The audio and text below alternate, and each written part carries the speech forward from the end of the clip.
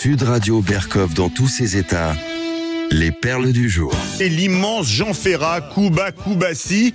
On connaît tous les déserts médicaux dus au cerveau fécond en un seul mot, de nos énarques qui ont pensé il y a maintenant quelques années que s'il y avait moins de médecins, les Français iraient moins chez le médecin et que de facto les dépenses de santé allaient diminuer.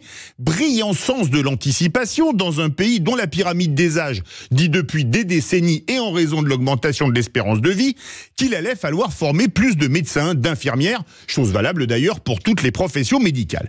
Mais face à la pénurie, et alors que le numerus clausus a été remplacé par le numerus apertus qui maintient une pénurie du nombre de futurs médecins, même si elle est moins lourde qu'avant, on a trouvé une solution de remplacement depuis des années, l'arrivée de médecins étrangers. Bien, mieux vaut un médecin étranger que pas de médecin du tout, mais le plus drôle est ce qui se passe à Guingamp dans les Côtes-d'Armor.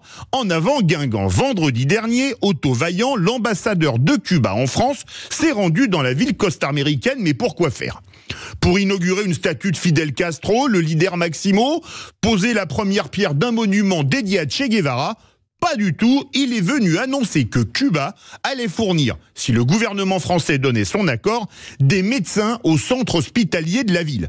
Cuba, pays qui vit dans la misère pour une grande majorité de la population, va donc fournir des médecins à la France.